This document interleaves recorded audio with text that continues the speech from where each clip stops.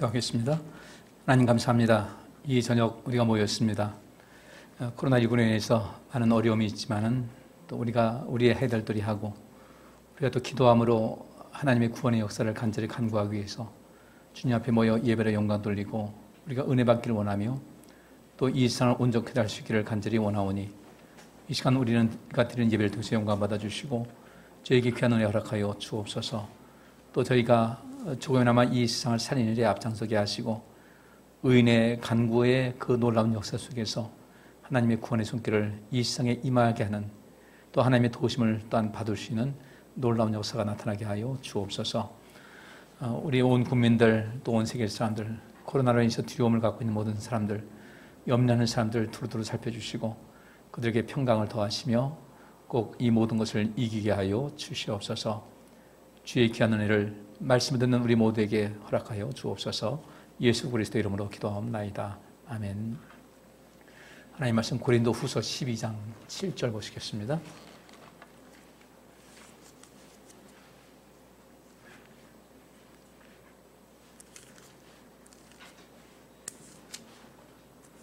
고린도 후서 12장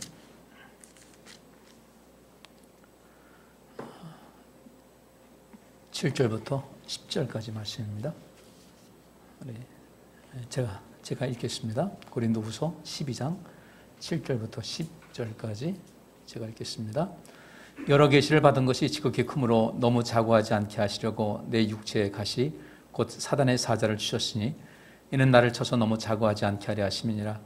이것이 내게서 떠나기 위하여 내가 3번 주께 간구하였더니 내게 이르시기를 내 은혜가 내게 족하도다. 이는 내 능력이 약한 데서 온전해짐이라 하신지라. 이러므로 도리어 크게 기뻐함으로 나의 여러 약한 것.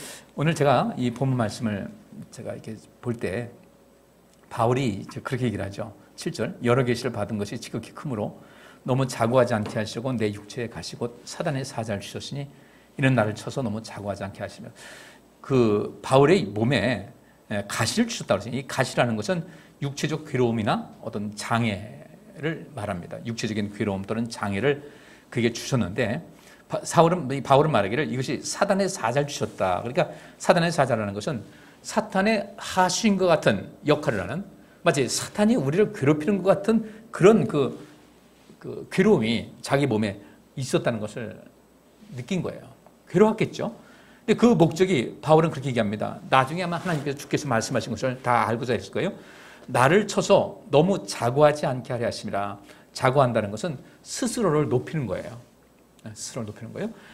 이 바울이 체험한 것이 워낙 강하다 보니까 스스로를 높일까 봐 이것을 하나님께서 브레이크 장치로 이것을 해 주신 겁니다. 바울이 이제 나중에 그것을 깨닫고 이 고통이 내게서 떠나게 해달라고 이제 3번이나 주님께 간구했는데 9절 말씀 보니까 내게 이르시기를 내 은혜가 내게 족하도다. 이는 내 능력이 약한 데서 온전해짐이라 하신지라. 이러므로 도리어 크게 기뻐함으로 나의 여러 약한 것들에 대하여 자랑하리니 이는 그리스도의 능력으로 내게 머물게 하려 함이라. 주님께서 하신 말씀이 내 능력은 약한 데서 온전해진다. 온전해진다는 것은 완전해진다는 겁니다. 완전해진다, 성취가 되다, 또 완성하다, 또 정화시키다라는 뜻이에요. 오염된 것을 정화시키는 그런 능력, 또 모든 것을 완전하게 마무리하다라는 그런 뜻이 있습니다. 그러니까 우리 주님께서 이 바울에게 그 사단의 가시, 꼭 사단이 마치 나를 공격하는 것 같은 그런 육체의 그 괴로움이 있었는데 주께서 말씀하시기를 그것이 내가 너에게 주는 은혜라는 거예요. 우리 신앙인들에게서 이게 굉장히 중요한 부분입니다. 이거 굉장히 중요한 부분인데 하나님의 은혜는 우리가 말해요. 은혜 많이 받으세요. 은혜는 좋은 것을 생각하잖아요. 근데 여기 보니까 사단의 몸 안에 있는 그 육체적인 그 괴로움과 어떤 장애를 일으키는 이런 것이 주님께서는 이것이 내가 너에게 준 은혜라는 거예요. 이게 만약에 없다면 너는 끝없이 높아져가지고 사단이 악한 천사 아닙니까? 타락한 천사예요. 하나님 배반한 천사 아니에요? 이 악한 천사와 같이 너도 그렇게 될 가능성이 있다는 겁니다. 이 말씀 보면요. 우리 사람들은 누구나 여기서 자신할 수가 없다는 거예요. 난 안 그런다. 아니에요. 오죽하면 그 사람이 누군지를 알려면 권력을 주어보면 안다라는 말이 있잖아요. 돈 없던 사람이 돈을 쥐면 어떻게 되는가? 또 교회가 조그맣는데 크게 부흥해져 커졌을 때 이 사람이 어떻게 될까? 저도 그런 경험을 보니까 야, 이게 그 사람이 누군지를 알려면 권력을 적으면 안다는 말이 괜히 나온 것이 아닌 거예요. 이 역사적으로 있는 거예요. 우리 지금 어떤 모습입니까? 하나님께 능력 구하잖아요. 그럼 주께서 능력 받아서 뭐 하려고 물어보시면 왜 능력 달라고 그러는데, 어떻게 쓰려고 그러는데, 그러면 무슨 능력을 원하는지 주님께서 물어보실 때 우리는 대답할 수 있어야 되거든요. 왜 너에게 능력이 필요하냐? 너에게 왜 능력이 필요하냐? 어떤 능력이 필요하냐? 그럼 능력 주면 넌 그것을 어떻게 할 것인데? 이거 우리 알으셔야 돼요. 근데 이에 대한 답변을 하지 못하게 되면 그땐 병들어 있는 거예요. 바울은 주님께로부터 이 은혜를 받았어요. 내 은혜가 내게 족하다니까 이게 정말 이 역설적인 거예요. 내 은혜가 내게 족하다. 이는 내 능력이 약한 데서 온전해진다. 우리가 하나님 앞에다가 약한 것을 고백하는 가운데 주님의 도우심을 받을 수가 있다는 겁니다. 솔로몬이 여러분들 잘 아시다시피 왕에 올랐어요. 왕에 올랐는데 아무리 봐도 자기는 자기 아버지의 그늘이 너무 큰 거예요. 자기 아버지같이 이 나라를 통치할 수 있는 그런 힘이 부족해요. 그 아버지는 어려서부터 전사로, 용맹한 전사로 살아왔고 하나님에 대한 철저한 믿음을 가지고 전쟁은 여호와께 속했다면서 어떤 인간의 힘으로 뭔가를 하려고 하지 않고 하나님을 믿는 믿음 안에서 모든 것을 이겨나갔던 거예요. 이 솔로몬은 그런 능력이, 어떤 능력이든 그런 경험이 부족했어요. 경험이 부족하다 보니까 이 일을 감당함에 있어서 굉장히 두려움이 있는 겁니다. 두려움이 있고 겁도 나기도 하고. 그러니까 그래서 하나님께 도우심을 구할 겸 해가지고 그런 일천번제를 하나님께 드린 거였어요. 그런 일천번제를 드릴 때 하나님의 관심을 끌기 위해서 한 것이 분명해요. 하나님께서 내려오지 않겠어요? 거기다 또 이스라엘 백성들의 그 왕인데 하나님께 끊임없이 일천번제를 드립니다. 쉽지 않잖아요. 그 일천번제를 드린 후에 하나님께서 그에게 물으시죠. 내가 네게 무엇을 주면 좋겠느냐? 그랬더니 이 솔로몬이 제가 하나님께로부터 고백하지 않습니까? 난 도저히 이 나라를 나는 아이와 같다고 그랬어요. 아이와 같아서 이 나라를 통치하고 하나님의 백성들을 온전한 길로 인도할 수 있는 그런 능력이 부족합니다. 하는 거예요. 이 솔로몬이 참 삶이 아름다운 것이 뭐냐면은 왕이 됐으니까 왕이 됐다고 해가지고 그 속에서 뭔가를 그 어깨에 힘주고 자랑하러 그런 것이 아니라 이 나라가 하나님의 나라인데, 그죠? 하나님의 나라고 또 이 백성들은 하나님의 백성들인데 이들을 어떻게 하든지 하나님의 뜻에 맞게끔 온전히 이끌어서 이들도 복되게 하고 하나님께서 기뻐하실 만한 그런 모습이 되어야 되고 이 나라도 더욱더 강대케 하고 자기도 왕으로서의 모든 역할을 하고자 하는 그런 간절한 마음이 있었기 때문에 일천번제를 하나님께 꾸준하게 드렸는데 주님께 나는 아이 같아서 이 모든 것을 감당할 힘이 없습니다. 약한 것을 고백을 했던 거예요. 그러면서 하나님께 구하기를 주님 제게 지혜를 주옵소서. 이것을 감당할 수 있는 그런 지혜를 주옵소서. 우리 그런 말 있잖아요. 폐는 칼보다 강하다는 말이 있죠. 폐는 칼보다 강하다.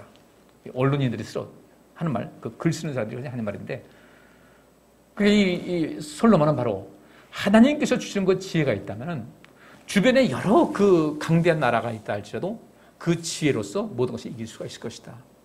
여호와를 경외하는 자에게 지혜를 주신다고 했으니까 하나님의 전략이 하나님의 전술이 내게 임한다면 지혜로 말미암아 하나님의 도심이 임한다면 나는 이 나라를 얼마든지 넉넉하게 감당할 수 있다는 믿음이 있었고 그래서 하나님 앞에 자기의 연약함을 제게 필요한 것을 주님께 고백한 거예요.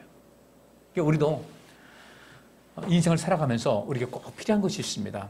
여러분들 우리가 어떤 이런 것이죠. 하나님 나 이거 주세요 구하지 말고 나는 하나님 앞에 진정으로 무엇을 구해야 될 것인가? 내게 진정으로 필요한 것이 무엇일까? 이걸 우리가 알고 하나님께 도우심을 구해야 될 것 같아요. 어떤 데 우리의 의지가 부족할 때 있습니다. 뭔가를 하려고 하는데 의지가 계속 꺾여요. 하려고 그러면 오래가지 못하고 또 주저앉기도 하고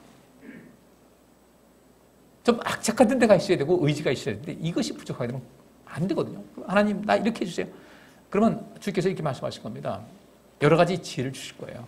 너의 의지를 극복할 수 있는 걸, 너의 연약한 의지를 극복할 수 있는 그런 모든 것을 찾아나가라고 주께서 우리에게 지혜를 주실 거라는 거예요. 우리 뜬금없이 하나님께 뭔가를 구합니다. 뜬금없이. 그렇게 하지 말고 있는 그대로 하나님께 이렇게 고백하는 거예요. 있는 사실 그대로, 있는 그대로 보여드리는 겁니다. 주님, 이 부분에서 제가 매우 괴롭습니다. 이 부분이 내게 안 돼서 너무 힘듭니다. 이거 어떻게 했으면 좋겠습니다 하고 주님께 질문을 드리는, 문의를 드리는 거예요. 상의하는 거예요. 주님 도심을 구하는 거예요. 근데 그런 것도 없이 하나님 이것 주세요, 저것 주세요. 그러니까 이 문제가 해결이 안 되는 겁니다. 이것 주세요, 저것 주세요 하지 말고 우리 앞에 분명 문제가 있으면 하나님 이 문제를 어떻게 해야 될지 모르겠습니다. 내가 도저히 연약해서 솔로몬이 하나님께 기도한 대로 나는 어린 아이 같아서 도저히 이것을 감당할 길이 없습니다. 이거 어떻게 했으면 좋겠습니까? 우리 내 삶의 문제를 있는 그대로 내놓고 주님께 말씀을 드릴 수 있는 이 모습이 우리에게 필요한 것이거든요. 그런데 사람들은 이걸 못한다고요. 왜 못할까? 사람들은 자기가 약해 보이는 것을 얘기를 잘 못해요. 사람들에게 얘기할 수 있을 정도가 돼야, 사람들에게 눈에 보이는 사람들에게 이야기할 수 있는 용기 정도는 있어야만 눈에 보이지 않는 하나님께도 말씀을 드릴 수가 있는 거예요. 여러분들 우리 눈에 보이지 않는 하나님께 나 솔직하게 모든 걸 말씀드릴 수 있다? 쉬울 것 같으죠? 안 돼요. 사람에게 이야기할 수 있어야 돼요. 미국에 그 샌더슨이라는 그 여자 의사가 있습니다. 나이가 참 많은데 그 미국의 그 드라마, 그 하우스라는 드라마가 있어요. 이 하우스라는 드라마, 하우스라는 의사가 있었는데 그 드라마입니다. 근데 이 사람이 어떤 그 전문이 뭐냐면 진단의학과예요. 근데 진단이 안 되는 병들이 있다는 거죠. 어떤 증상인데 그 의사, 그 샌더슨이라는 그 여자 의사인데 이 의사가 하는 말이 지구상에서는 증상은 있는데 그 병이 뭔지를 밝히지 못하는 그런 질병이 몇천 가지가 있습니다. 그러는 거예요. 아주 희귀한 질병이죠. 근데 이분이 거기에 관심이 가졌던 거예요. 그러니까 자기는 병 고치는 거 쉽지. 배 아프면 소화제 주고 뭐 진통제 주고 쉬울 것 같아. 이 동네 의원들은 바로 그 수준이에요. 그 수준인데 실제로 종합병원에 가게 되면 이제 어떤 것이 있는가? 좀 더 정확한 진단과 또 이런 모든 검사 방법이 그 시설되어 있고 그런 의료진이 있기 때문에 그렇게 가는 거예요. 의원에서는 할 수 있는 것이 제한적이에요. 기껏해야 엑스레이 찍고, 그죠? 뭐 내시경 보고, 피 검사하는 거 이거 그 외에는 볼 수가 없는 거예요. 그분은 그렇게 얘기합니다. 나는 처음에 의사가 되려고 할 때 난 좋은 의사 될 수 있을 것 같다고 했는데 세월이 지날수록 그럼 뭐라고 하냐면요. 의사는 마치 탐정과 같은 것이다. 쉽게 말하면 수사관. 어떤 그 근거도 없고 어떤 증거도 없고 그 어떤 범인을 잡아야 될 때 이 범인이 어떤 흔적도 남기지 않고 다니는 그래서 그것을 찾아나서는 이 범죄를 수사하는 수사관이나 탐정 같은 것이 의사다라는 것을 자기 깨달았다는 거예요. 왜 그러냐 했더니 환자를 진료하다 보니까 증상은 있는데 그 질병의 원인, 그 질병의 정체를 찾기가 어려운 게 굉장히 많이 있더라는 겁니다. 근데 이분은요, 그래서 지혜를 가진 거예요. 그 하우스라는 그 드라마에서 자문 역할을 하는 의사더라고요. 여자 의사인데 이분은 그것을 알고서 내가 모르는 질병이 너무나 많구나. 나는 그 초기 의사 시절에는 나는 뭐든지 다 고칠 수 있고 이거 별로 문제 아니다. 검사에 가자면 딱 된다라고 생각했는데 여러분도 한번 병원 다니니까 어때요? 낫지 않는 어떤 것이 있죠. 속이 안 좋아졌는데 이것 때문에 다 이 약도 줘봤다. 그것이 개선이 안 되니까 이거 죽을 병이 아니니까 그냥 넘어가는 것뿐이지 만성적으로 치료가 안 되는 병이 있어요, 없어요? 있을 거예요. 근데 그것은 그냥 죽지 않고 만성적으로 크게 좀 불편하게 하지만 어떻게 큰 심각한 문제가 있는 것은 아니니까 넘어가는데 이 의사가 의사 생활을 하다 보니까 너무도 심각한 고통을 겪고 있는데 그 병을 앓고 있는 사람들이 많지 않아가지고 그 데이터가 없어가지고 어떤 진료를 하고 그 원인을 찾는데 상당히 애로사항이 있다는 것을 알고 뉴욕타임즈에다가 그 사람이 그 기사를 쓰기 시작한 거예요. 어떤 기사를 썼는가? 어떤 그 희귀 질환이 있어가지고 병 때문에 고통받는 사람이 있으면 거기다 글을 올리는 겁니다. 이러이러한 환자가 있습니다. 이러한 증상이 있고 고통을 받고 있고 또 이게 인터넷으로 기사가 나니까 이 사람의 그 환자의 그 고통과 이렇게 생활하는 것을 그 동영상을 해가지고 이렇게 올리고 해가지고 했더니 인터넷이 얼마나 좋아요. 온 세계에 퍼져 있으니까. 그러면 이것을 사람들이 오다 가다 보는 거예요. 지구에 한 80명이, 억 명이 되는데 그 중에서 그래도 몇천 명은 본다는 거예요. 의사들도 보고 환자들도 보고. 또 이 기사가 이제 난 컬럼을 쓰다는 것을 알고서는 거기 관심 갖는 사람이 있는데 한 사례를 다큐멘터리에 나왔어요. 23살 먹은 여자인데 어린 시절 초등학교 때부터 갑자기 몸에 통증이 오기 시작했는데 그 통증이 겪으면 말할 수 없이 아픈 거예요. 부모님도 손고. 그러니까 병원 그때부터 한 10년을 다녔는데 병원에다 가기만 하면요. 검사는 다 합니다. 미국 병원이 얼마나 비싸요. 말할 수 없이 비싸요.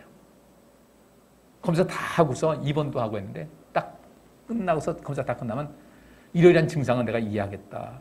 증상이 무엇인가 봤더니 아프기 시작하면 소변이 콜라색 같이 소변이 나오고 그 다음에 정신이 혼미해지고 어떻게 할 수 없는 그런 통증이 온다는 거예요. 그러다가 며칠 지나면 또 나와서 태어나고 그러다 보니까 빚이 산더미같이 쌓여가지고 이 병원비 되지 못해가지고요. 그렇게 되고 고통 때문에 우연찮게 그 샌더슨이라는 그 의사가 그 컬럼을 해가지고 그런 활동을 한다는 것을 아는 거예요. 그리고 그분한테 연락을 했어요. 자기가 이런 병이 있다. 그 의사가 뭐라고 하는지 아세요? 실질 그 당시에 나오는데 뭐라고 하냐면 참 용기가 있으십니다.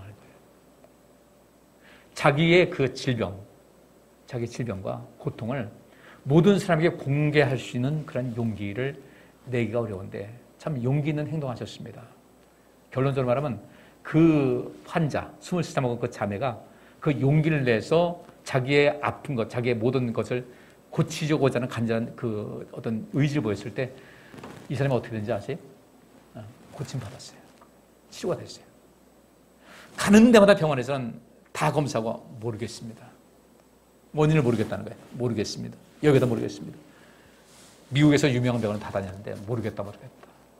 근데 이 환자의 그 고통을 공감하면서 이 어떤 그 희귀 질환에 앓는 사람들을 어떻게든 고쳐주기 위해서 그가 홀로 운동을 했고 신문사에서는 이 사람은 계속해서 컬럼을 내주고 하다 보니까 그래서 이 사람의 그 기사가 났어요. 그랬더니 사방팔방에서 연락이 오는 거예요. 이 사람 주소를 아는 사람이 직접 해가지고 화상 통화도 하고 나도 그런 비슷한 병을 앓고 있는 사람이다. 환자도 전화가 오고요. 또 어디서 오냐면 수의사한테도 전화가 오는 거예요. 동물에게도 그런 질병을 해서 그 동물이 마비가 되는 그런 경우도 있습니다. 이건 이런 병 아닌가 모르겠습니다. 많은 의사들이 내가 볼 때는 이런 병 같습니다. 이런 병 같습니다. 다 걸릴 거 다 걸렸는데 우연찮게 이탈리아에 있는 그 이제 현재 그 의사는 의사인데 이제 박사 과정을 하려고 논문 쓰는 사람인데 이 사람이 연락이 온 거예요. 그게 뭐라고 하냐면 당신은 유전성 질환 같습니다. 내가 볼 때 유전성 질환 같은. 유전성 질환 같은데 그거를 우리 병원에선 세계 최초로 그것을 검사할 수 있는 어떤 시스템하고 많은 우리 병원은 유전자 질환에 관한 질환만 저 질환 전문 병원인데 우리가 좀 도와줄 수 있을 것 같습니다. 연락이 온 거예요. 다 제하하다. 이리 올 수 있으면 좋겠습니다. 아유 거기 가면은 비행기 요금은 하고 숙박도 된다면 그 엄청난 그 진료를 어떻게 할 수 있습니까? 했더니 그 사람이 뭐라 하는지 유럽이 참 좋은 게요. 뭐라고 하냐면 우리나라는 그렇게 희귀성 질환에 걸린 사람들은 외국인이라 할지라도 우리 병원에 오게 되면 전액 무료입니다. 그런 거예요. 병원 가서 진찰 받았어요. 처음 보니까 이제 그러면서 그들 하는 겁니다. 100가지 어떤 이런 사례가 비슷한 유형이 있다면 아닌 병원 계속 하나씩 이제 떨쳐나가는 거예요. 이것도 아니다. 다 해가지고 마지막 23가지가 남았는데 이것은 검사하려면 한 2달 걸립니다. 2달 걸려서 이 사람 미국에 돌아갔고 2달 걸려가지고 이제 검사를 이제 결과가 나온 거예요. 근데 그 검사도 결과 나왔는데 참 너무 아름다운 모습이요. 기다렸을 거 아니에요. 근데 전화가 왔어요. 화상 통화를 합니다. 처음에 이제 이런 반갑습니다. 잘 지냈습니까? 하다가 그쪽 의사가 하는 말이 당신의 질병의 원인을 밝혀냈습니다. 근데 그렇게 하면서요. 그 질환의 그 원인을 밝히는 그 의사들이 그렇게 기뻐하는 거예요. 너무너무 기뻐하는 거예요. 그에게 당신에게 도움을 줄 수 있어서 우리가 감사합니다. 너무 기쁩니다. 근데 그 질병의 병을 원인을 밝혀낸 다음에 그럼 어떻게 치료해야 되겠습니까? 불치병일 수도 있잖아요. 약이 없을 수도 있고. 근데 약도 필요 없습니다. 두 가지만 잘 하시면 됩니다. 뭔가요? 예, 당분을 좀 더 많이 섭취하시고 지방 섭취를 줄이십시오. 이게 딱 처방이었어요. 근데 그 처방, 어떻게 보면 굉장히 간단한 것인데 그 처방을 못 받아가지고요. 10년 동안 아파하는 거 보면요. 그 병원에 입원한 것도 나오는데, 정말 딱할 정도예요. 걷다가도 이 딱 마비가 오면은 꼼짝을 못하고 서 있는 거예요. 이렇게. 무릎도 굽어지지 않고. 그래서 그 의사가 얘기하더라고요. 이 병이 어느 정도 아픈가 보면 아주 작은 갈고리 같은 갈고리 같은 어떤 요소가 몸속 전체를 다니면서 몸 전체를, 특별히 심장을 계속 뜯어내는 것 같은 그런 아픔이 있을 거라고 하더라고요. 얼마나 아팠겠어요? 야, 저 사람은 죽고 싶은 그런 마음도 있었겠다. 그러더라고요. 죽고 싶었다고 그러더라고요. 그 의사가 하는 얘기가 이겁니다. 집단 지성이라는 것이 바로 이런 유익이 있습니다라는 거예요.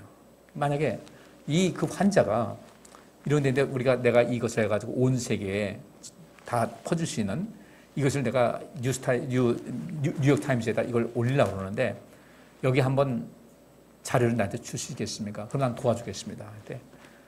근데 그 의사만으로는 그렇게 아파가지고 도움을 주겠다고 해도 선뜻 하겠다는 사람들이 많지 않더라는 거예요. 왜 그럴까요? 왜 그런 것 같아요? 저도 우리 목회하면서요, 우리 성도님들 어디 아프잖아요. 그럼 얘기하지 말래요, 저한테. 목사님한테 얘기하지 마세요. 모르겠어요. 목사님한테 얘기하지 말라는 것이 진짜 얘기하지 말라는 것인지 아니면 알아서 얘기하는 건지 모르겠는데 제가 오늘 이 설교 말씀에 이거 통해서 말씀드리는 겁니다. 약할 때 강해진다고 그러잖아요. 이 약할 때 강해진 것은 하나님과의 관계만 항상 통하는 건 아니에요.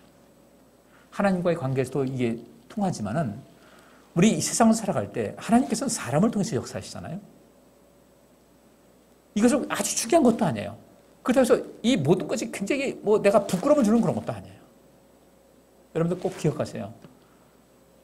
세상 사람들은요, 나에게 지나다니는 사람이 나에게 관심이 있을 것 같아요, 없을 것 같아요? 있을 것 같아요, 없을 것 같아요? 관심 없어요. 여러분 다니면서 누구 볼 때 사람마다 보면서 야, 이 사람 이렇게 생겼어, 저렇게 생겼어, 관심 가져요? 관심 없어요. 그냥 지나갈 뿐이에요. 근데 사람들에게 관심의 대상이 된다는 것이 부담스러운 거예요. 내가 아프다는 것이 부끄러운 거예요. 특별히 우리 하나님 믿는 백성들은 내가 이렇게 아프다 그러면 마치 죄로 인해서 이 모든 것이 온 것이냐. 그럴 수도 있겠죠. 그렇지만은 그것을 부끄러울 것이 아니라 이것을 어떻게 이것을 해결해야 될 것인가는 이 문제 해결 중심적인 사고를 갖게 되면은 이것이 문제 해결될 수 있는 가능성이 굉장히 높은 거예요. 그 뭡니까? 약할 때 강함 주신다는 거죠. 내가 약할 때 완전해진다는 것은 자기 자신을 누군가에게 노출하는 것에 대해서 부끄러움을 갖지 말라는 거예요. 그래서 우리 인생을 철저하게 예방적인 차원에서 우리를 복되게 하는 굉장히 큰 단서가 되고 지름길입니다. 하나님 옆에 내가 죄를 자백한다, 고백한다.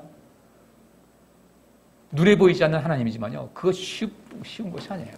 쉽지 않아요. 그럼 쉽지 않으면 어떻게 할 것인가?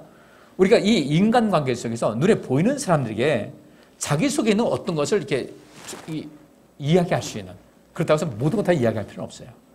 적어도 나에게 어떤 이러이러한 도움이 필요하다는 것을, 난 이 정도 이렇게 약한 부분이 있다는 것을, 나는 도움이 필요하다는 것을 누군가한테 이야기할 수 있는 사람이, 이 사람이 뭔가를 얻을 수가 있다는 거예요.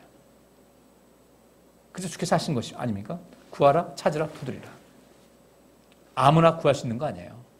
구하라, 찾으라, 두드리라고 했는데 이 구하고 찾고 두드릴 수 있는 사람은 용기 있는 사람만이 그 일을 할 수가 있습니다.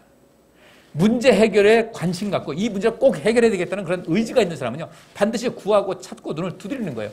그래요, 안 그래요? 내가 구해요. 하나님께. 하나님, 이거 어떻게 되겠습니까? 솔로몬이 구한 것이 그거예요. 내가 너 도대체 뭘 원하느냐 할 때, 주님, 그럼 뭘 원하느냐 할 때, 그냥 이거 하나요? 이런 것이 아니라 하나님께 있는 그대로 말씀드린 거예요. 하나님, 내게 있어 이런 것이 부족합니다. 왕으로서 이런 능력이 있어야 할 텐데, 이런 지혜도 있어야 할 텐데, 이것이 부족해서 내가 마음이 두려워서 어쩔 수가 없습니다. 난 꼭 마치 어린아이와 같은 그런 존재인데, 하나님 이것을 허락하시면 좋겠습니다. 구하는 사람은 그래요. 우는 아이에게 젖주는 거예요. 여러분들 하나님 앞에 구하는 용기를 가지세요. 근데 무엇을 구해야 될지도 몰라? 이거 내 인생 잘못 살고 있는 거예요. 그러면 내가 찾아야 되죠. 뭘 찾아야 되겠어요? 내가 구해야 될 것이 무엇인가를 찾을 수 있어야 돼요. 그 찾는 행위. 뭔가 이 문제를 해결하기 위해서 어떤 것을 찾을 수 있는 그런 것이 될 텐데, 그냥 인생에 그러려지 않고 그냥 흘러가는 거예요. 예? 그러다 보니까 인생에 익어가야 되는데 인생에 썩어가는 거예요. 우리 그렇게 인생 살면 안 돼요. 남들이 볼 때 세월이 지나면서 저분은 참 곱게 늙어간다. 저분은 참 멋있다. 아름답다 해야 되는데, 대부분의 사람들이요, 늙어가면서 사람이 추해지거든요. 대부분이 그래요. 그러니까 사람들은 그러려니 하는 거예요. 그러려 하면서 내팽개치는 거예요. 내 모른 척 하는 거예요. 결국 나이 먹으면서 내가 대우받는 것은 누구 하기 나름입니까? 자기 하기 나름인 거예요. 하나님과의 관계에서도 하나님께 어떤 대접을 받느냐는 것은 자기 하기 나름인 거예요. 우리 이 부분에 관심을 가져야 돼요. 도대체 이 바울은 어떤 사람이길래 주께서 내 은혜가 내게 족하다고 했을 때 아마 많은 얘기가 있었을 겁니다. 이 한마디로 끝나지는 않았을 거예요. 그러면 주님, 이것이 어째서 은혜라는 겁니까? 내가 이렇게 괴로워 죽겠는데, 너무 힘든데 이것이 어째서 은혜입니까? 다 빠졌어요. 그 많은 대화는 싹 빠지고 간단하게 이것이 내 육체에 가시고 사단의 사자를 주셨다. 나는 이것이 떠나기 위해서 내가 3번 주께 간구했다. 근데 주께서 하신 말씀은 내 은혜가 내게 족하다. 너무너무 간단한 거예요. 너무 간단한데 이 과정 속에서 도대체 어떤 대화가 주고받았을까? 우리 여기 관심 가져야 되거든요. 그래서 제가 지금 여러분에게 말씀을 드리는 겁니다. 어떤 대화가 오갔을까를 제가 말씀을 드리는 거예요. 주님 앞에 있는 그대로 말씀드리세요. 제가 그 환자의 사례를 말씀드리는 이유가 다른 것이 아니에요. 저 같으면요, 이런 어떤 신문에다가 낼 수 있는 신문에다가 컬럼인데, 이 사람이 유명한 의사고, 미국의 드라마 하우스라는 그 드라마가 미국에서 굉장히 히트친 드라마예요. 진단의학과 사람이 별난데, 근데 그 모든 것에 자문을 해주고 또 여기서 소스를 제공해주고 했던 굉장히 유명한 의사 아니겠습니까? 근데 이 의사가 장을 열어놓은 겁니다. 어떤 집단지성에 호소를 하는 거예요. 집단지성. 이 지성이라고 해서 그렇다고 해서 대단히 훌륭한 사람이고 또 공부를 많이 한 사람이고 지위가 있는 그런 사람이 아니라 어떤 것을 알고 있는 사람이에요. 지성은 다 있지 않습니까? 이러이러한 환자가 있습니다. 이러이러한 환자를 돕고자 하는데 그 의사도요, 어떤 사람이에요? 다른 데서는요, 다른 사람은 의사가 하다가 검사했는데 다 문제 없습니다. 별 문제 없습니다. 나중에 이탈리아에서도요, 처음에 의심이 가는 것을 해가지고 검사를 했습니다. 그러니까 아까 23가지는 남았다고 그랬죠. 77가지를 했는데 전부 다 아무 이상이 없다는 거예요. 그럼 나머지 이 23가지가 문제인데 이것은 2개월이 걸립니다. 라면서 이야기를 하는 거예요. 그러면 모든 의사가 모르겠습니다. 그냥 넘어가고요. 모를 수 있는 거지. 이런 모르는 질병이 하나둘이야. 그 의사들은 그렇게 넘어가는데 이 샌더슨이라는 이 의사는요, 그렇게 내버려두면 이 고통받는 환자들은 평생 저러다 죽고 만다는 거죠. 저도 도와야 되겠다. 근데 자기는 이제 한계가 있는 거예요. 자기도 뛰어난 의사라는 것을 사람들이 인정했지만 자기 능력은 한계가 있으니까 이 사람이 어떻게 되는가? 나도 모르겠다. 나도 몰라서 여러분에게 도움을 청합니다. 근데 그 도움을 청하는 사람 보니까 누구냐 하니까 의사들에게만 하는 게 아니에요. 어떤 데는 간호사도 대답해주고, 어떤 환자가 대답해주고, 어린 사람도 이야기하고, 노인도 이야기를 하고, 수의사도 얘기를 하고, 의사도 얘기하고. 근데 거기서 공통적인 것은요, 누가 얘기하는가? 분명히 그 병을 앓고 있는 돈 많은 사람, 권력 있는 사람, 지위가 높은 사람이 있을 거예요. 이 사람들은 아무도 안 나와요. 왜 그렇게? 왜요? 자기가 지위가 있고 권력이 있고 힘이 있고 돈 많은데 이런 것이 사람들이 알아질까 봐 숨어버리는 거예요. 그래서 그 의사가 하는 얘기가 그렇습니다. 당신의 용기가 당신을 고쳤습니다. 당신의 용기가 당신을 고쳤습니다. 여러분, 제가 드리는 말씀이에요. 바울은요, 주님께 솔직했어요. 구하라 주실 것이요? 구하세요. 근데 구하는 것이 아무나 구하는 것이 아니에요. 하나님께 구할 때 아무나 하나님께 구하는 것이 아니에요. 첫째는 하나님에 대한 믿음이 있어야 되고요. 두 번째는 용기 있는 사람이 구합니다. 찾는 사람은 어떤 사람 찾겠어요? 가능성이 있다는 어떤 확실성 속에서 이 문제는 반드시 해결하고 나가야 된다. 나는 이 문제 속에서 파묻혀서 이걸로 끝나는 것이 아니라 나는 반드시 이것을 하나씩 둘씩 이 문제를 파헤쳐 나가고 이것을 극복해 나가면서 좀 더 높은 곳에 올라가야 되겠다고 하는 굳은 의지와 결심 있는 사람이 찾는 거예요. 찾다가 쉽게 많은 사람 있잖아요. 쉽게 어떤 일을 하려고 하다가 쉽게 포기하는 사람들 많죠. 쉽게 포기해요. 찾는 사람이 아니에요. 근데 주께서 말씀하십니다. 찾으라. 찾아질 것이다. 어떻게 이해가 되십니까? 여러분 어떻게 지금 살고 계십니까? 어떻게 그냥 세월 지나다가 그냥 끝날 겁니까? 문을 두드리라. 어떤 사람이에요? 아무나 다 문 두드리는 거 아니에요. 우리 교회도요. 와서 사기치러 오는 사람도 있지만 어쨌든 그들은 문을 두드리니까요. 내가 얼마라도 줘요.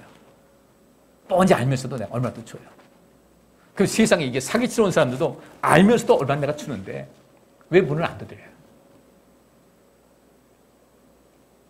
이 집단 지성이라고 할 때 이 지성이라는 것은 특별히 어떤 것을 많이 공부한 사람이나 어떤 지위나 권력 있는 사람, 돈 많은 사람이 말하는 건 아니에요. 사람은 누구나 지성이 있어요. 우리가 보통 그러잖아요. 애들한테도 배울 게 있다고 하는 것이 뭐예요? 애들도 지성이에요. 이 집단, 그 지성을 한 군데 모아서 하다 보니까 그 환자가 그러는 겁니다. 그래서 나가지고 근데 그 유전병은 분명히 유전병인데 이 자매가 교제하는 사람이 있어요. 너무너무 사랑해요. 근데 유전병일 가능성이 높다 하니까 그럼 나는 애를 안 낳겠다. 아버지한테 얘기를 하는 거예요. 난 결혼 안 할 거예요. 나 사랑하는 사람이 있지만 난 결혼 안 할 거예요. 나 이제 헤어질 거예요. 왜 내가 자기의 의지와는 상관없이 엄마한테 병을 물려받아가지고 나 같은 고생을 또 하게끔 만드냐. 사람이 할 것 같지 않다. 안 낳겠다. 근데 병원에서 얘기하기를 지금 봐서는 유전병은 맞는데 지금 상태에서는 유전될 것 같지 않습니다. 당신 결혼해서 아이 낳아도 문제 없습니다. 얼마나 기뻐하는지 몰라요. 우리 성도님들 인생의 어떤 진정한 기쁨 맛보고 싶지 않습니까? 저는 오늘 이 바울의 이야기를 말씀드리면서 다른 것 아니에요. 우리가 이제 어떤 문제를 해결하기 위한 그 문제를 해결하는데 하나님의 도우심을 받고 그 문제를 해결하는데 그것을 누구를 해내게 하면서 내 문제를 해결하려고 하면 절대 안 되는 거죠. 그죠? 여러분들 영화 그거 한번 보셨어요? 뭡니까? 미국에 가는 그 대서양 건너던 그 배 침몰하는 그 뭐죠? 네? 타이타닉이요. 그 실제 있었던 사건이죠. 그래서 이제 높은 사람들, 뭐 돈 있는 사람들, 뭐 먼저 그 구명쟁해가지고 다 내려가지고 갔는데 배가 이제 쭉 올라서면서 하중이 걸리니까 두동강이 나와가지고 거기 사람이 다 빠졌어요. 물속에 빠진 사람이 1,500명인데 살아서 물속에 빠진 사람이 1,500명인데 그때 겨울이어가지고 급격하게 한 몇 분 안에 저체온증으로 다 죽은 거예요. 근데 1,500명이 물에 빠졌는데 몇 명 살았는지 아세요? 6명 살았어요. 물에 빠진 사람 중에. 보트가 먼저 이제 내려가지고 갑니다. 이 보트에 그 승무원들이 다 탔는데 이 승무원들이 뭐라고 하냐면요. 빨리 노를 쳐서 배가 좀 가라앉으니까 빨리 멀리 가야 된다. 배가 가라앉을 때 그 물 끌어가기 때문에 가까이 있으면 같이 빨려서 침몰하고 만다. 빨리 해라. 멀리 갔어요. 그 배가 이제 완전히 가라앉으니까 구명조끼 입은 사람도 물에 둥둥 떠 있으니까 살려달라고. 그러니까 거기서 배에 있는 사람들이 그럽니다. 어떤 사람은 저기 가서 구하자. 그랬더니 뭐라고 하냐면 저기 갔다가는 저 사람들 다 배에 올라탄다고 매달려가지고 입에 뒤집어진다. 못 간다. 그 말도 일리가 있어. 근데 그 가운데서 우리가 죽는다고 무조건 안 된다, 거기 가면 안 된다는 사람이 있고 어떤 사람은 어쨌든 방법이 없겠냐 하면서 막 안타까워하는 사람들이 있어요. 결국은 그들 잠잠해지니까 그 사람 죽고 얼마 안 남아서 생각하니까 이제 그때 간 거예요. 거기 그 영화에 그런 얘기 나와요. 그 승무원이 우리가 너무 늦게 왔다. 너무 늦게 왔다. 비극이죠, 그죠? 우리의 그 어떤 문제 해결 중심적인 사고와 그런 삶의 양식을 갖게 되면은 그것이 사실 나를 살리고 남을 살리는 것이거든요. 그런 삶의 양식이 나를 살릴 수가 있고 남을 살릴 수가 있어요. 근데 그런 마음이 없으면요, 나도 못 살리고 남도 못 살려요. 제가 여러분에게 오늘 부탁드리고 싶은 것은 우리가 일단 하나님께 나의 약함을 좀 고백할 줄 알자는 거예요.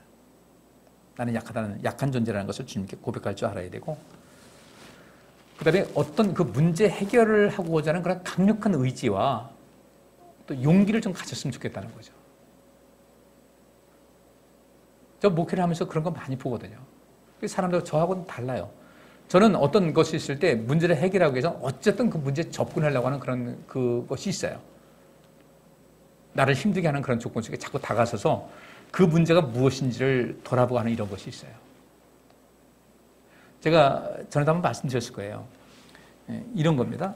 제 친구하고 같이 서 있어요. 같이 서 있는데 그 꿈을 꽤 오랫동안 꿨거든요.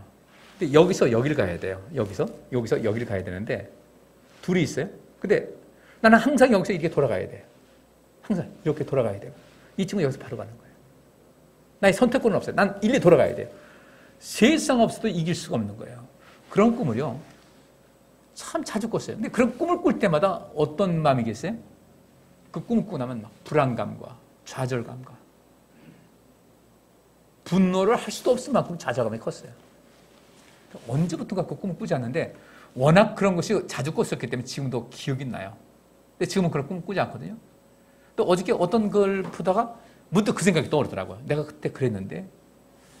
그래서 제가 저 자신을 분석하면서 어제 문득 그 생각나면서 분석을 했는데, 나는 그때 어떤 마음인데, 도대체 내 안에 어떤 마음이 있었을까?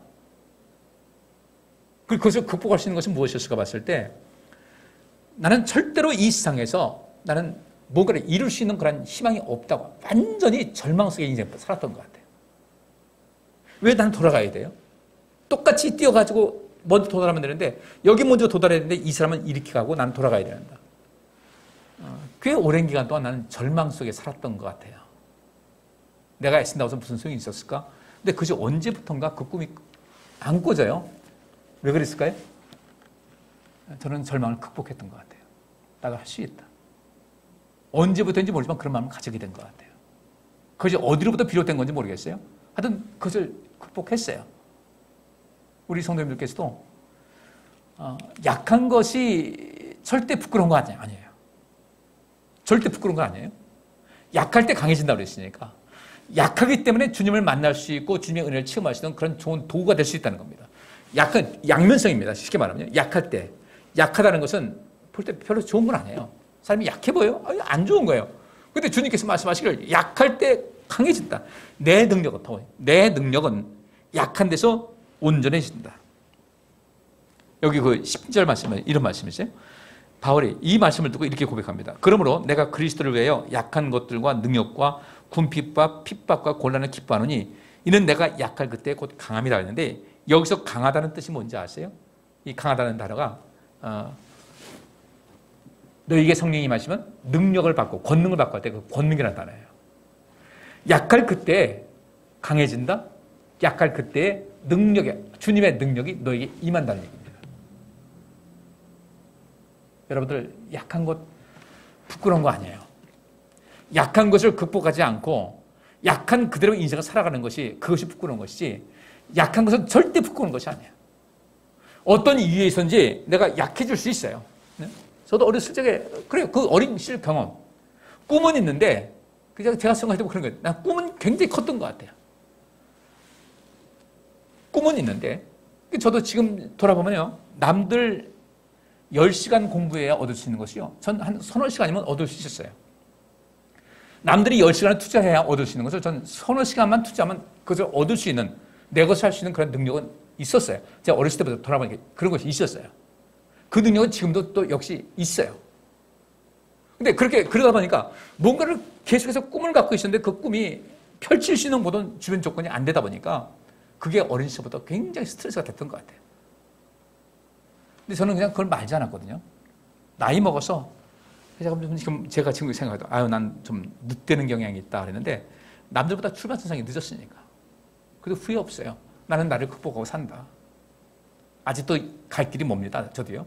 그렇지만 저는 그것을 경험했기 때문에 저는 저 자신의 약한 것 부끄러워하지 않습니다. 누구 도움 필요하면 도움을. 근데 그전에는 그랬어요. 약한 것 안 보이더라고 꽤 버텼는데 그것이 아니더라고요. 이 문제를 어떻게 하면 해결할 것인가에 대해서 힘들지만 그 문제에 접근하려고 굉장히 노력하고 살고 있어요. 바울이 그랬습니다. 근데 주님께서는 그것보다 이 방향이다. 내가 오히려 약해지면 좋겠다. 바울 같은 이 인물이 나는 이런 약한 존재입니다라는 것을 말하기 쉽겠어요. 그럼 말했어요. 왜냐하면 약할 그때에 하나님의 능력이 내게 임한다는 것을 알고 있었던 겁니다.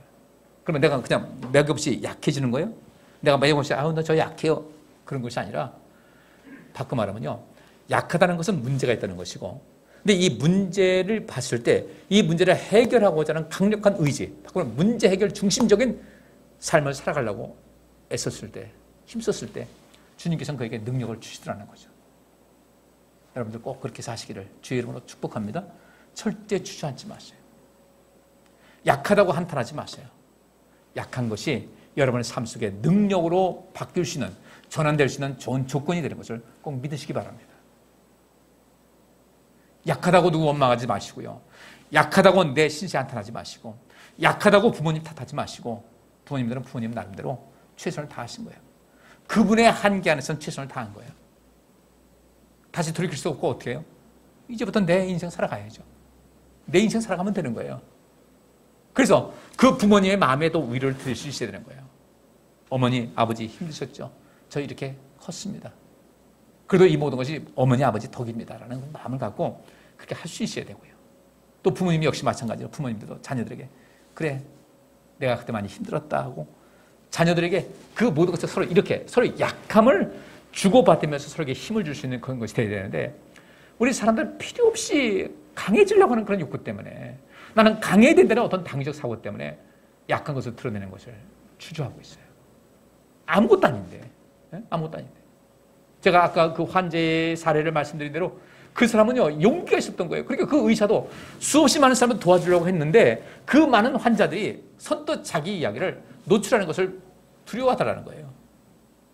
실제로 거기서 도움을 받는 사람들은 많지 않은데 이 의사가 하는 얘기가 제 경험상 자기한테 이렇게 좀 해결해 주십시오 하고서 자기의 연약함을 가지고 나왔을 때 고침받지 못한 사람은 한 사람도 없었습니다. 그러는 거예요. 그분의 사례입니다. 그 의사도 훌륭한 것이요. 뛰어난 의사인데 그분도 하는 거예요. 나는 모르니까. 내가 잘 몰라서 그러는데 도움 좀 주시기 바랍니다. 이 환자를 내가 도와야 되는데 내가 의사라서 도와야 되는데 나도 모르겠습니다.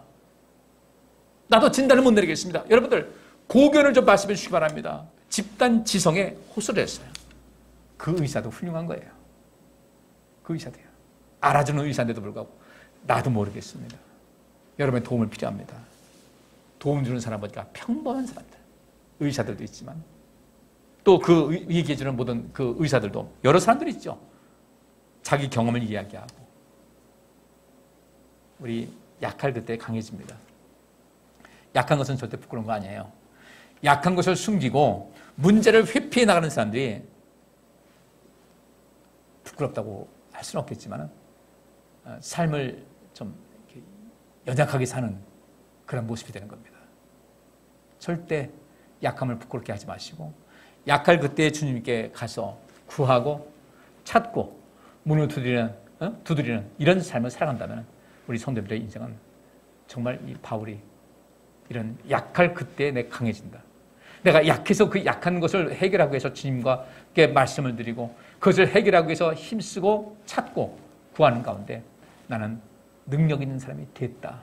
이 고백인데 그렇게 해서 여러분 모두가 다 주 안에서 능력 있는 삶이 돼서 여러분이 살고 여러분 그 능력 가지고 많은 사람들을 살릴 수 있는 정말 행복하고 멋진 우리 성도님들 다 될 수 있기를 주의 이름으로 축복합니다. 광고 말씀 하나 드릴 텐데요. 제가 그 오징어 있잖아요. 오징어 몸통 빼고 이렇게 머리 부분, 삼각기 보면 머리 삼각형 부분 있죠. 거기 밑으로 이렇게 자른 것이 있는데, 그 부분이 오징어 참 맛있는 부분이라고 그래요. 근데 그것을 삶아가지고 그래서 삶아가지고 이렇게 건조시켜 한 반 건조시켜서 냉동시킨 것이 있어요.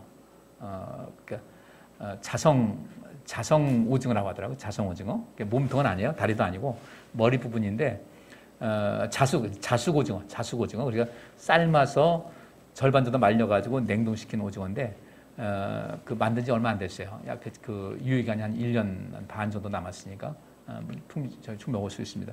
냉장고에 있으니까 내려가시다가 좀 이렇게 많이 덩어리 싸놨거든요. 그러니까 잡수실먹어만큼만 갖고 와서 너무 많이 갖고 와서 또 버리지 말고 저도 이제 갖고 와서 한번 그걸 좀 잘게 다져가지고 또 뭐 양파 넣고 뭐 파 넣고 해가지고 전을 부쳐 먹었더니 부침개도 아주 맛있어요. 그러니까 좀 가시다가 좀 필요하신 분은 냉장고에 있으니까 차 조금 늦게 가시더라도 거기 저 비닐봉지 있으니까요. 거기다 좀 담아가지고 가시면 되겠습니다. 먼저 지금 냉장실에 있는 거 먼저 좀 이렇게 정리해 주세요. 그리고 그 잠시부터 냉동실. 아까 제가 4시쯤 갖고 왔기 때문에 냉동에 갖고 왔기 때문에 지금 충분한 저기 있습니다. 그러니까 여기 계신 분들은 가져가도 괜찮을 것 같아요. 한번 삶은 거지만 다시 이렇게 데쳐가지고 초고추장장 찍어서 잡수셔도 좋은 것입니다. 그러니까 생이 아니고 한번 삶아서 자숙해서 그러니까 삶아서 반건해가지고 그 냉동시켰던 그런 식품이니까 필요하신 분들은 가져가시면 되겠습니다. 기도하겠습니다. 주님 말씀 받습니다. 약할 때 우리의 삶이 더욱더 완전해지고 완성되고 온전하게 되는 이 원리를 알아서 이제 더 이상 우리가 나의 모든 마음속에 있는 이것을 내놓으면 노출하면 내게 유익이 되는데도 불구하고 어떤 두려움 때문에 이것이 과연 해결될 수 있을 것인가라는 그런 의구심 때문에 주춤하고 그냥 머물러 있으면서 그 약한 삶을 살아온 이런 적이 있다면 이제부터 우리 모두가 내 약한 것을 주님께 고백하면서 이 약한 것을 어쨌든 해결하기 위한 그런 간절한 마음으로 주님의 도우심을 구하고 주님께 아뢰고 또 주변 사람들에게도 도움을 청하는 또 그런 이런 용감한 그 마음, 용기 있는 마음을 갖게 하여 주셔서 저희들 이제 그 약함이 오히려 내 삶의 능력으로 바뀔 수 있는 능력 있는 인생으로 바뀔 수 있는 저희들 되게 하여 주옵소서. 이 어려운 시기를 우리가 잘 이기게 하시고 우리 성도님들 건강과 안전을 지켜보하여 주옵소서. 예수 그리스도 이름으로 기도하옵나이다. 아멘. 우리 구주 예수 그리스도의 은혜와 우리 아버지 하나님의 지극하신 사랑하심과 성령님의 인도하시고 또 충만케 하심이 오늘 주 앞에 나와 예배하며 하나님 말씀을 또 묵상하며 또 그 말씀으로 배우며 이제 더욱더 용기 있고 또 주님을 더욱더 가까이 하는 가운데 능력 있는 삶을 살기로 다짐하고 돌아가는 귀한 성도들 머리 위에와 그 가정과 생업과 새생명교회 위에 그리고 고통 가운데 있는 이 나라 이민족 온 세계 위에 이제로부터 영원토록 함께 있을지어다. 아멘.